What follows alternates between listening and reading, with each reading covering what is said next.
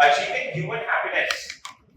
Achieving human happiness. Achieving global happiness. Sorry. Achieving global happiness. Achieving global happiness is not beyond human power to achieve. Achieving global happiness is not beyond human power to achieve. This is by Bertrand Russell. Achieving global happiness is not beyond human power to achieve. Achieving global happiness is not beyond human power to achieve. This is by Bertrand Russell.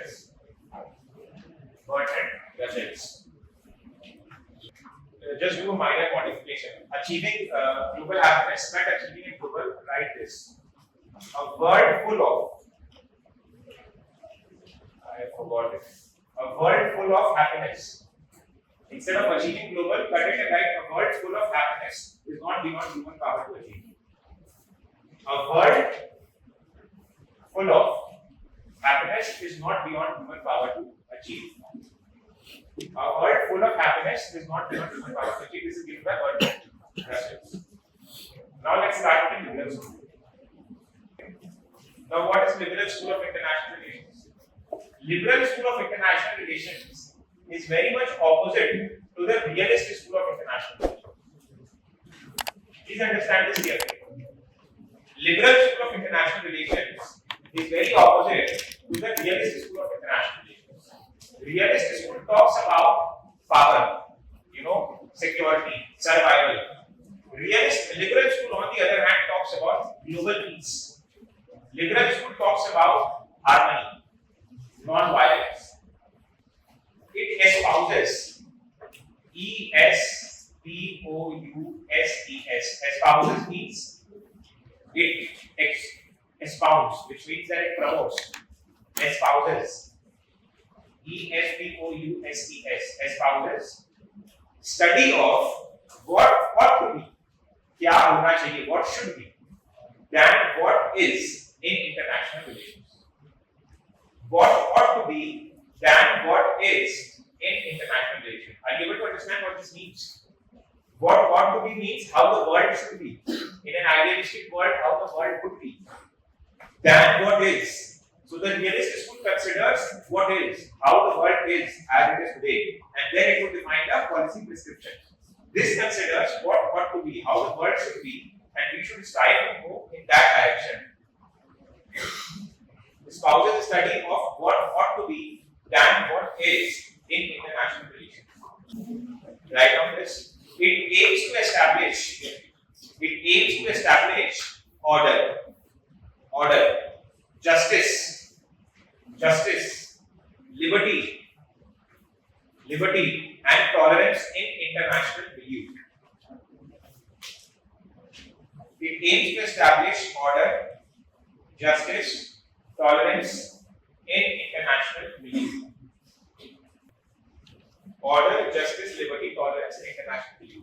So the liberal school essentially argues that the realist school has led to creation of a world order which is very conflictual in nature. Because of the realist school, the states keep on fighting with each other. There is continuous security dilemma among the states. You know what security dilemma is? The states are in dilemma that someone could come and wage a war against me. For instance, India is in dilemma that Chinese rise would lead to India's decline. Or China is in dilemma that US is trying to contain China. So the states are in continuous security dilemma because of the realist school. Because the realist school argues that states are naturally selfish. The liberal school argues that states need not be naturally selfish. Instead, the state can be peaceful. The state can promote justice. The state can promote global peace. If we keep on considering as an assumption that the states are, violent in nature, and the states are vengeful, and the states are very, continuously in the state of power maximization, then the states will become like that. But if we wedge and if we nudge the states towards order, justice, liberty, toleration, peace, then the states would also try to pursue this. So the liberal school essentially emerged in the aftermath of First World War and the Second World War. after World Wars, there was massive destruction in Europe and in different places. In case of Second World War, in Japan, for instance, and across the world, the perception of war was very negative. People felt that we are fed up with wars, and therefore the liberalism emerged. That realism has actually not given us anything. Realism has only led to wars. We need to go above our selfish interests, and we need to think of global peace, global security, and justice. Only then can we try to achieve a real human happiness. Okay. So this is the essential description of the liberal school. It aims to establish peace on enduring basis. It aims to establish peace on enduring basis. Enduring means it remains for a long period of time. Peace on enduring basis. Peace remains for a long period of time. Peace on enduring basis. Peace on enduring basis. Now let's, before starting with the components of liberal school, let's look at the system. Very quickly we will look at it. Some of this we have already read. Okay, we have paucity of time, so I'm going a little quickly. If you want, you can make notes as you can leave also. Just understand how liberalism as a school emerged. Those in political science, this political science might have a brief idea. So yesterday we discussed about a scholar named as John Locke. Okay, John Locke.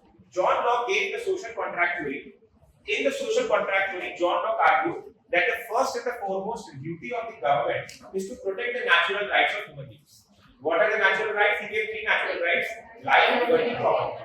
Very good. That led to the emergence of liberty as a concept needed to be protected by the governments. So the word liberal also comes from liberty. Then came another scholar called as J.S. Mill. J.S. Mill. What did J.S. Mill say? J.S. Mill said that liberty is the foremost quality of human beings. Without liberty, any human being cannot survive to his best. Without liberty, a man is like an animal.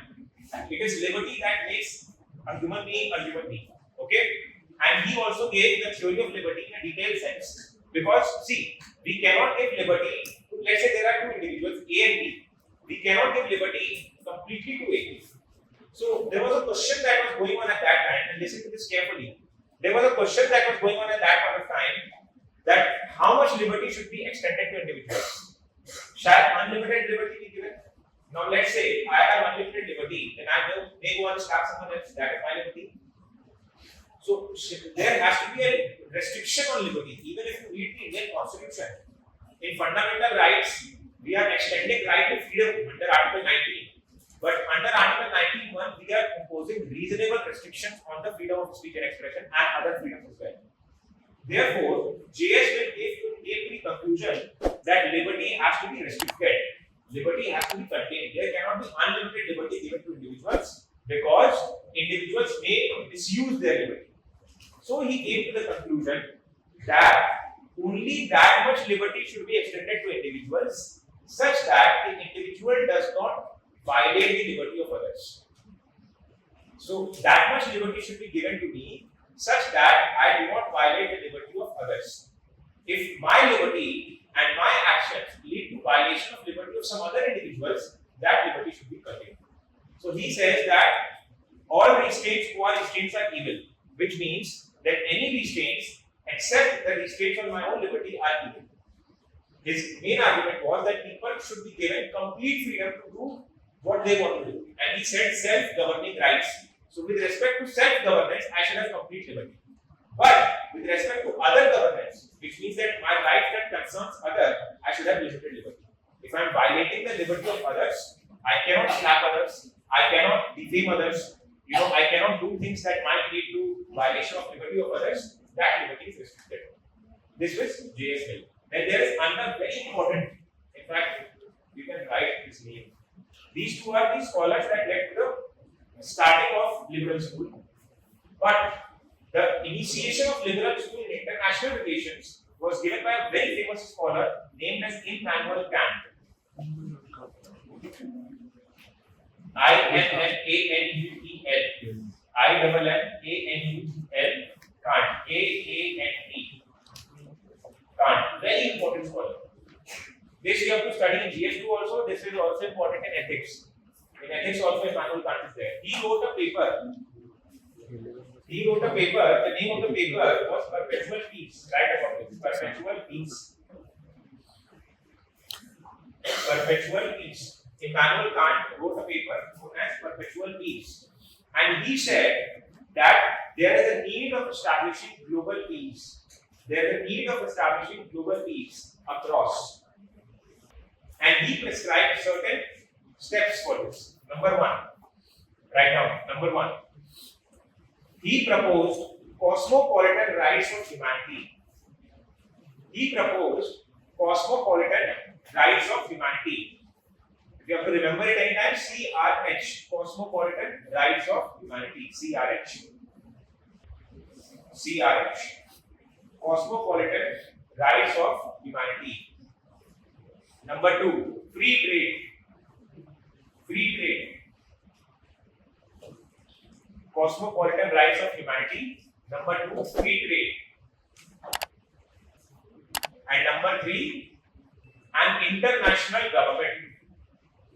An international government.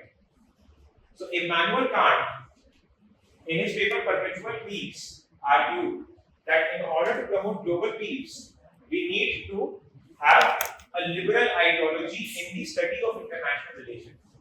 And for this, he prescribed three main components. The first was cosmopolitan rights of humanity, that there should be certain rights.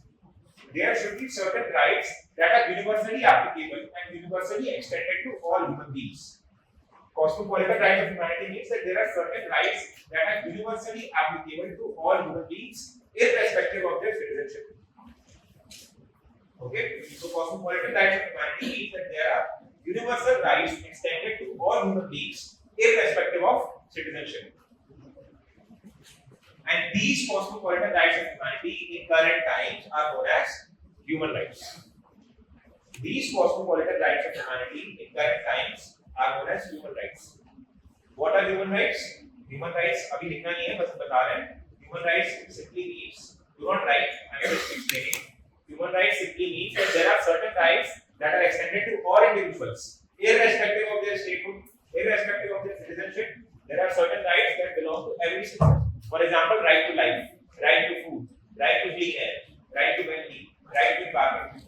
There are certain rights that are given in the Universal Declaration of Human Rights of the United Nations that are extended to all individuals. And the theoretical idea of human rights came from the CRH of Immanuel Kant. Then the second is free trade. Now, free trade today is pursued by WTO. So the theoretical prescription again came from the Kantian tradition. It was furthered by Ricardo and later by Woodrow, and others. Then the third was international government. So it was the Kantian tradition that led to the establishment of League of Nations. You know what League of Nations is? What is League of Nations? Came after the First World War. So there was something called a Treaty of Versailles. Also, some speak of Treaty of Versailles, but it's actually pronounced as Treaty of Versailles. The Treaty of Versailles came in 1918 that led to war crimes imposed on Germany, and Germany had to pay large set of reparations to the victors of the First World War. And as part of the Treaty of Versailles, a League of Nations was established. League of Nations was the precursor to the United Nations. After the League of Nations failed, Roosevelt, Churchill, and Roosevelt, Churchill, and forgetting the name, Stalin. Roosevelt, Churchill, and Stalin established the United Nations in 1945 after the victory in the Second World War. So the theoretical precursor of League of Nations and United Nations is the international government, which was prescribed by Immanuel Kant. Okay, but what happened as a result? What happened as a result was that the realist school, prior to the First World War, the realist school became dominant. Students at the back, I can see. I'll give you a break after 10 minutes. Just have patience. So the realist school became dominant in the prior to the First World War, and that led to the First World War itself. The First World War got over, and after the First World War, the scholars and the political leadership realized that the realist school is actually a Dutch trap. If we keep on following the realist school, it would lead us to nowhere except for conflict, war, violence, and destruction.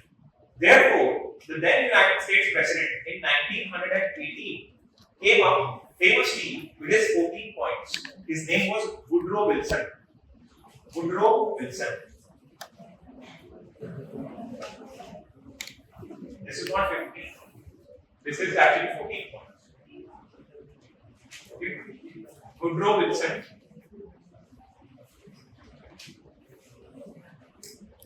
Woodrow Wilson.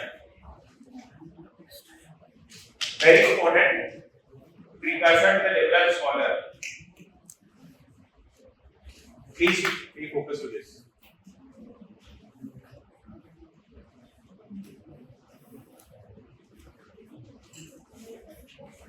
So Woodrow Wilson. Now, what are out of these 14 points? All points are not relevant for us. So Woodrow Wilson was one of those who argued that realism is actually leading to continuous conflict, and therefore we need to instill the liberal ideology in our diplomacy. And he came up with these 14 points and he proposed them in the negotiations of Versailles. And these 14 points, out of these 7 points were the ones that are relevant for us. The first is freedom of navigation of seas, also called as phonos. This one it is phonos, F-O-N-O-S, phonos. Freedom of navigation of seas, very important point. What happens is that if a country allows, initially right, then I will explain this. Freedom of navigation of seas, then international organizations like League of Nations, then reduction of armaments, opposite to arms race, open diplomacy, principle of self-determination, promotion of democracy, and free trade. Woodrow Wilson's 14 points. So these 7 points were proposed by Woodrow Wilson in the Treaty of Versailles, that they are the key to promote European security as well as global peace. Now understand, right up quickly, then I'll explain each one of them very briefly. The first is phonos, freedom of navigation of seas. Freedom of navigation of seas essentially means that any country should not use the sea lines of communication and restrict them in their own benefit, which means that the navigation across seas should be open to all. Now, if you see the world map, if you have not written, then wait for a while, understand the concept, then you can write afterwards. Now look at this. This is Europe. This is Europe. So, just you have to understand the concept. In the World War I, Germany was defeated. Okay? Germany was defeated in the First World War. France was a victor. UK, United Kingdom was a victor. Russia had actually not participated in the war. It had participated in the war in 1917 after the Russian Revolution. It came out of the war. Okay? So, what had happened is that the UK controlled the English Channel. Look at this. Is it visible to in the back? This is UK, this is France. In the middle, there is this thin line called as the English Channel. The UK controlled and militarized it. Okay? Then Germany militarized this area, the North Sea. Okay? Then Spain and Portugal, blocked this area, which is the entry point of Mediterranean Sea. Then under UK's control was this area in Africa. This is Egypt. This area called the Suez Canal. So basically, various sea lines of communication were captured by the powers in their own benefit during the First World War. So that is why the first theory, the first principle of freedom of navigation of seas was given. Now look at phonos is a very relevant concept even in today's time. Now look at India's case. This is India.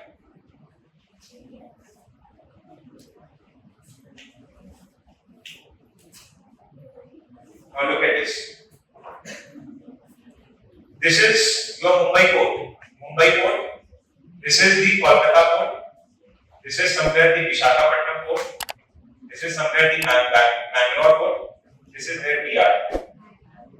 Okay. This is the Bangalore port. This is the Mumbai JNPT. This is Visakhapatnam. This is Kolkata Hubli. This is the Chennai port. This is the Bardhaman port. Look at this carefully.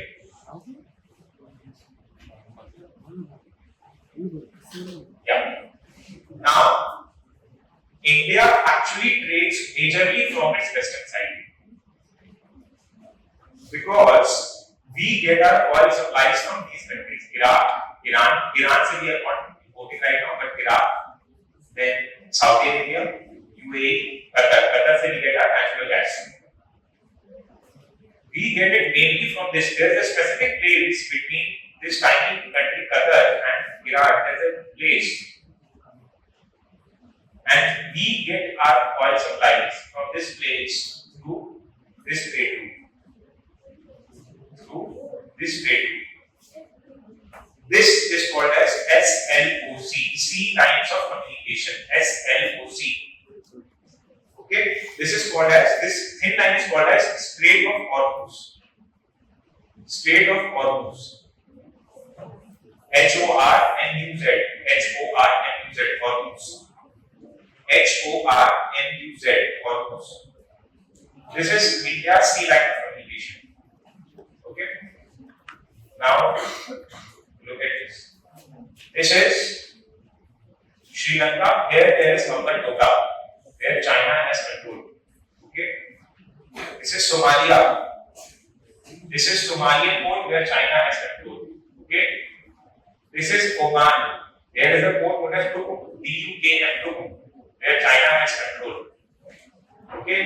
Then this is Bangladesh. We have discussed in the first class. There is a Chittagong port, which China has built a port in. Okay. Sorry, not here. Then this is Myanmar. There is a Quanfu port which China has in control. Okay. Now what China is doing is that through there is Pakistan. There is this Pakistan. There is a Gwadar port which China has in control under the seabed. Gwadar port. So from Somalia to Oman, Pakistan to Sri Lanka.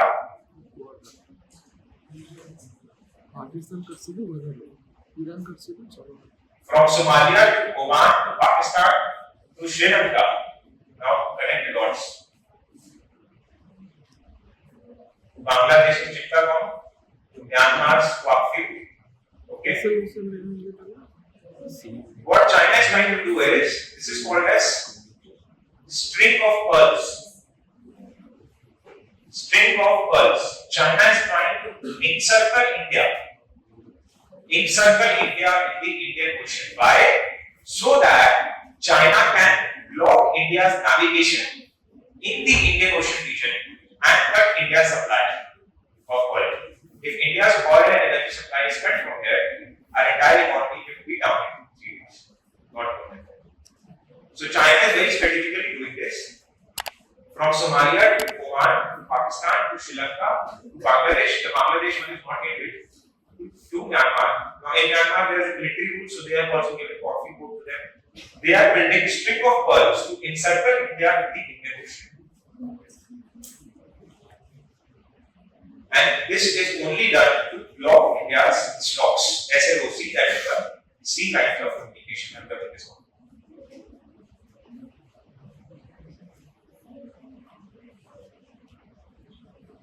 So for that purpose, since imagine 1918, 100 years back, Woodrow Wilson had given that we need freedom of navigation of seas. Well, it's not that India is not doing anything. It would be wrong to say that India is sitting silent. India has built a port in Djibouti. India has plans to build a port in Iran, known as Chabahar port. Then India has a port, not drawn in the map there, but there is a country known as Mauritius. India has a port in Mauritius. So Djibouti, Iran's Chabahar port, then Mauritius. Then in Oman only, India has also rented another port. So what Oman does is, it goes ahead and strategic location. So it keeps on renting its ports to multiple countries. It has rented its ports to China, US, as well as India. So Djibouti, Oman, Iran, and Mauritius. Now see what India is doing. Now look at China. So this is geopolitics. I want the maps related to that. Now see, when you study Chinese demography, when you study Chinese economy, you will realize that China's population, China is also a very large country, but this area of China is empty. This area of China is empty. The entire population of China is based out here. The entire population. This is the most urbanized region of China. The Guangzhou region, Hong Kong is here, Beijing is here. So the entire industrialized area of China is here. And this is the most populated area of China. Shanghai is located here. And this region of China is empty. Hello. Hello. Yes. So within China, if you see, this region is Xinjiang, also called as Xinjiang. Okay, Xinjiang. This region of China is Tibet. Tibet. Okay, now so I'm just trying to tell you what India is planning to do with China. This region is Xinjiang, this region is Tibet. Here there is the island of Hong Kong. Hong Kong. Okay, Hong Kong. So Xinjiang, Tibet and Hong Kong. Now what is happening is, briefly explaining you the history. In Xinjiang, China has undertaken mass human rights violations against the minorities of Xinjiang. So China has a sizable Islamic minority in Xinjiang, and China has undertaken mass human rights violation against them. In Tibet, China has undertaken mass, deportation and mass removal of Tibetan lamas and Khompas. This we discussed in the first day. Hong Kong was initially with UK. Okay, Hong Kong was initially with UK. Hong Kong was given to China in 1997 by UK in a 50 years lease. There was a 50 years lease under which Hong Kong was given to China by United Kingdom. Hong Kong as well as Macau. But Hong Kong's government is not same as Chinese government. China does not have complete power over Hong Kong. There is something called as one country, two systems. One country, two systems, where Hong Kong has been given autonomous powers and its own assembly and its own currency and its own flag and its own local government. What China has done is that China has repeatedly passed legislations where it has tried to gain control over Hong Kong, and it has tried to curb protests in Hong Kong. As a result, massive protests started in Hong Kong in 2021. Now, what India is trying to do is that firstly, India along with the United States,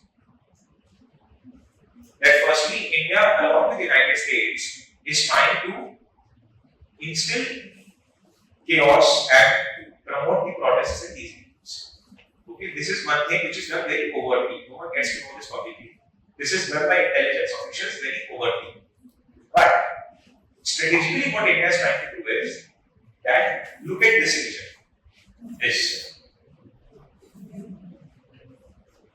Since China is majorly industrialized here, China undertakes its trade from this region. China, all its ports are located here.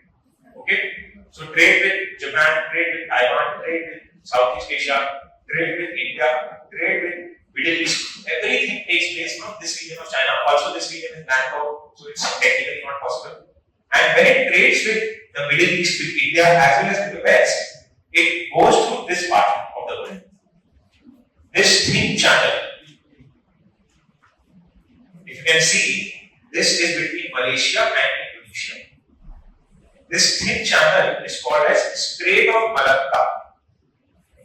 Strait of Malacca, M-A-L-A-C-C-A, Malacca, Malaccan Strait.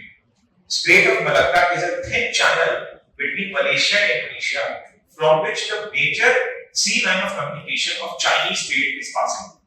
India is in contact with Indonesia to build a port in Sumatra. Because Indonesia is also nervous. In South China Sea, which we had discussed on the first day, there was conflict over Paracel and Spratly Islands. Indonesia is also party to that, and Indonesia is very nervous with the Chinese friends. So India and Indonesia are very close partners, and because China is dependent on the Malacca Strait for its trade, India is exploiting the Chinese Malaccan dilemma. India is exploiting the Chinese Malaccan dilemma by establishing a port in Sumatra Islands of Indonesia. So when this happens, if at any point of future China blocks India's trade here, India will block Chinese trade here. India also has very famous islands. Where are they? Andaman and Nicobar. Andaman and Nicobar Islands, very close from this island. India is not planning to build a military port in Andaman and Nicobar. So if at any point of time India is planning, if China blockades its trade here, India will block China's trade here. Because India is building a military port in Andaman and Nicobar and Sumatra Islands, and this is very close to the Malaccan Strait of Malacca. So this is what is Chinese Malaccan dilemma. This is how India is planning to curb Chinese dominance in the Indian Ocean region. So that is why freedom of navigation of seas is extremely important. If you want free trade and if you want open trade, then open seas and freedom of navigation of seas is extremely important.